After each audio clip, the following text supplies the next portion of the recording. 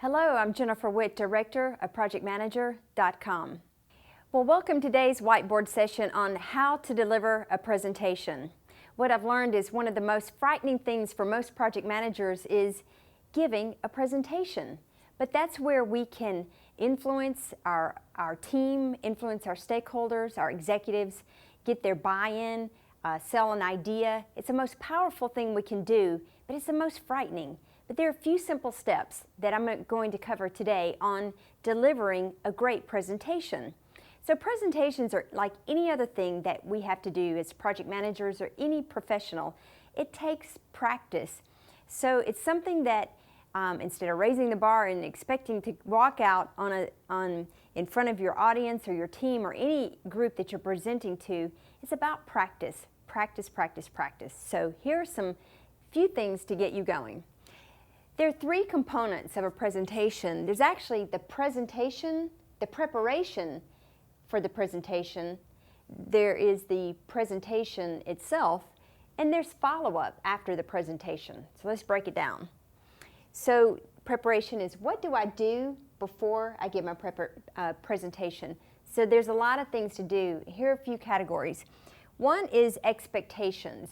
What is the expectations for your audience or for whoever's bringing you in? If you are giving a presentation to your executives, your stakeholders, maybe a client, your project team, number one, define your audience, but also talk with them and get clear expectations. I've got an SOW here because in the work that I do, I get a statement of work. So it's actually a documented, signed off statement of work so that both parties know and agree to and understand the expectations of that presentation. So it's important to understand what is the topic? What are you going to be presenting? Is it a status report? Is it a keynote? Is it information to a team? Are you rolling out a new project? Are you launching a new product line? What is it that is going to be the topic of your presentation? And knowing the audience, who's going to be there? Are you going to be presenting to executives, your stakeholders, your project team? Is it going to be different business units?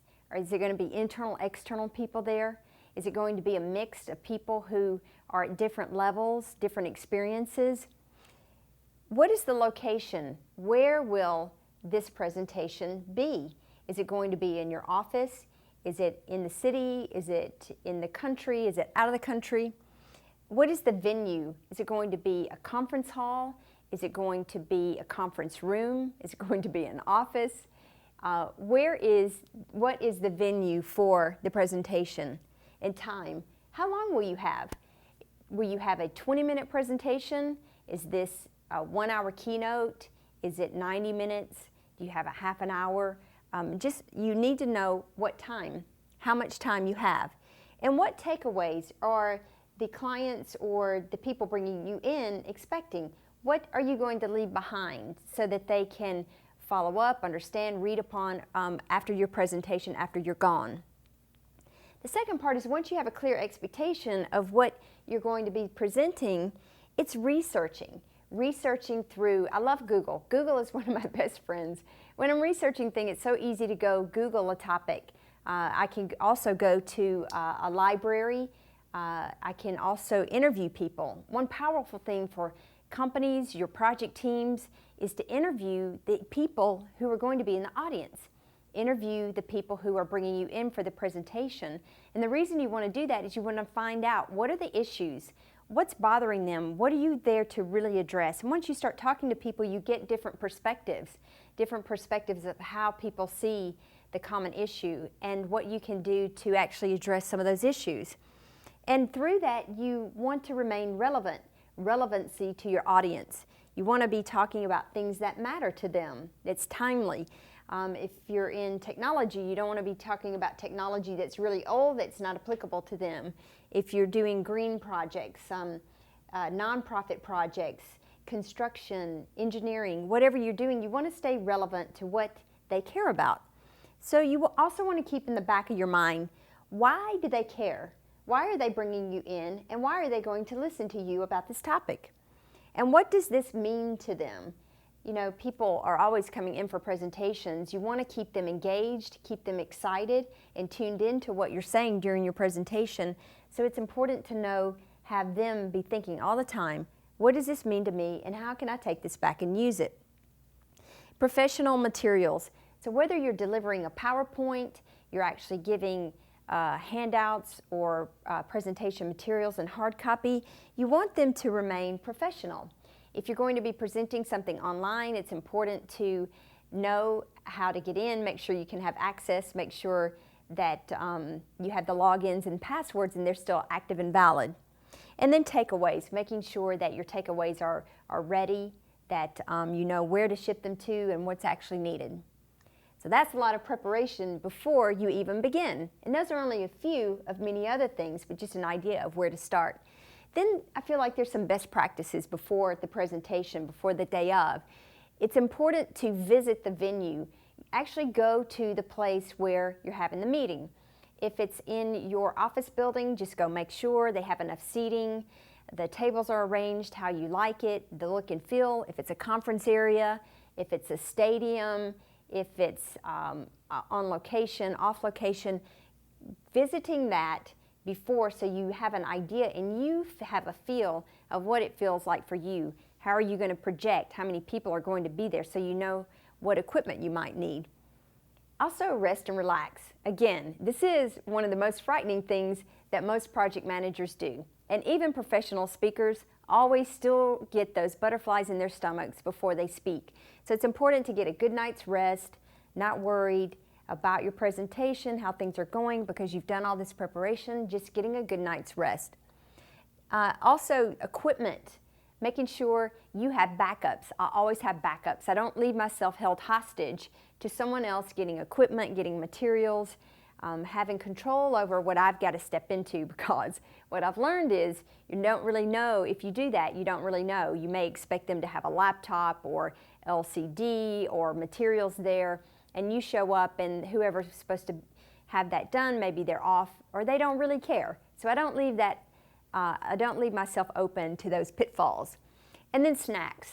Depending on how long this is, if you're there for a longer period of time, maybe you're multiple speaking event, maybe you're one of the later speakers, is having snacks, water, things to hydrate and nourish yourself. Then the day of the presentation, again, this is during the presentation. Again, this is a study. So for people who go into begin speaking, this is a study. Each one of these are like, you know, there's so many things that you can learn about each one of these. So number one, arrive to the venue, set up and test early. So actually going on site the day of, you get there early, you make sure that the environment's there. I don't know how many times I've shown up and the power's out, equipment didn't show up, critical resources didn't show up. So it's good to get there early so you make sure everything's okay. These are some of there are a lot of areas for failures here, so you want to keep on top of it. Set up and test your equipment, make sure your laptop works, your PowerPoint presentation works. If you're doing something online, you have internet reception. So get there early, because that way you have time, you give yourself time if something goes awry to have a backup. Number two, the presentation. Wow, this one right here is a study in itself. When you become, if you go into making presentations, this is an area of study where you can spend a lot of time working with mentors, taking classes to learn this skill. But in the presentation, there are three parts. There's the intro, there's the message that you're delivering, and the outro. So the intro is coming out strong with either a question or a quote or a statistic, some hook that gets your audience listening to you when you speak. Then there's the message.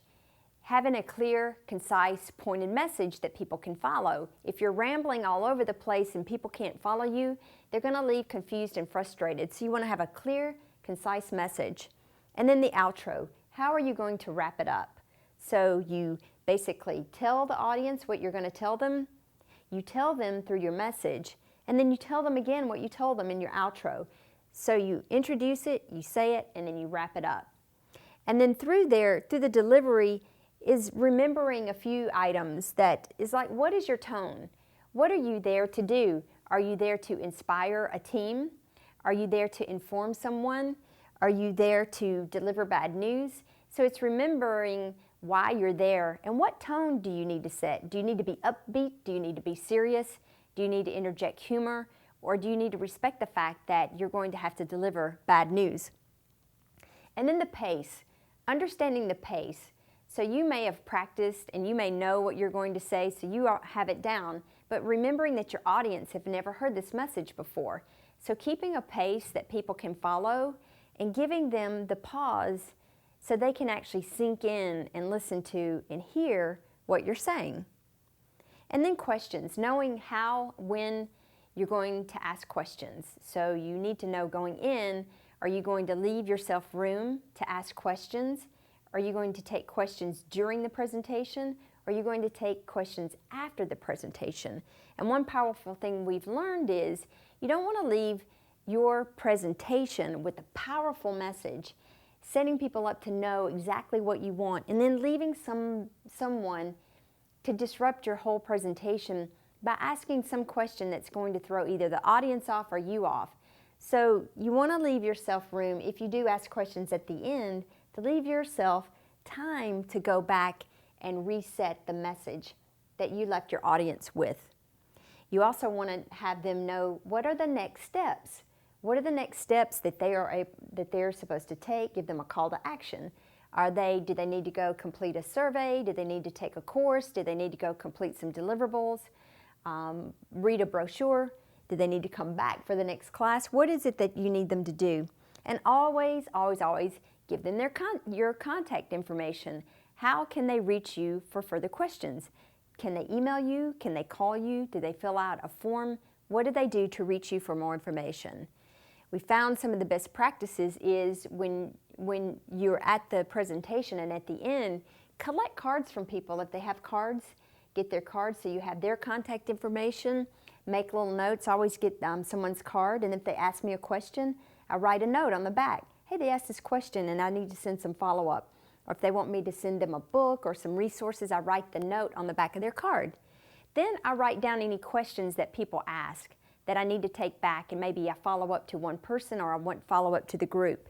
And then I also take any other notes that maybe I need to go back and adjust in my presentation or follow up some note to myself of something I need to do. And then there's the follow-up. So this is what happens after the presentation.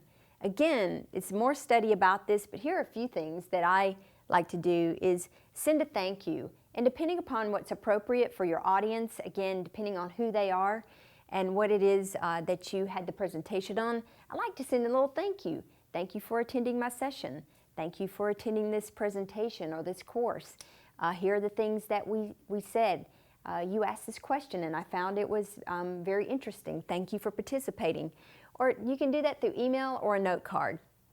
And if you committed to send any other additional takeaways, then send those promptly. Address any questions, again, if it's individual or group, do you answer those questions timely and promptly and send it to either the individual or the group, whoever you committed to. Follow up on next steps. So if you left these people with your audience with next steps, then follow up on the next steps. Maybe after a day or so, or a week, follow up and say, how's it going? I know you were going to read this article or take this course or take this survey. How is it going? I'd like to hear more. And then you schedule the next step. So after these steps are completed, it's always taking them through next steps. And if there are no other further next steps, then close it out. So close it out formally so everyone knows that it's closed. And then again, always providing your contact information. Again, this is a study. When you're giving presentations, it's on and on. So people who present, it's study. They're always learning. They're always growing. So there are different resources that I like to recommend. Number one, if you have a local Toastmasters, Toastmasters are groups that give you tips, tools, and techniques on how to give better presentations. There's also the National Speakers Association. Also, some of the other groups, volunteer groups, nonprofit groups you may be involved in, you can practice speaking. You can even go to your organization, maybe your human resources or project teams, and ask for more experience of giving out presentations. And then mentors. I have my own mentors who I study with, and I'm always practicing on either the business aspect of it, the preparation of the follow-up, or the actual presentation. So again, it's a study. If you need any additional tips, tools, or techniques to deliver your great presentation, then visit us at projectmanager.com.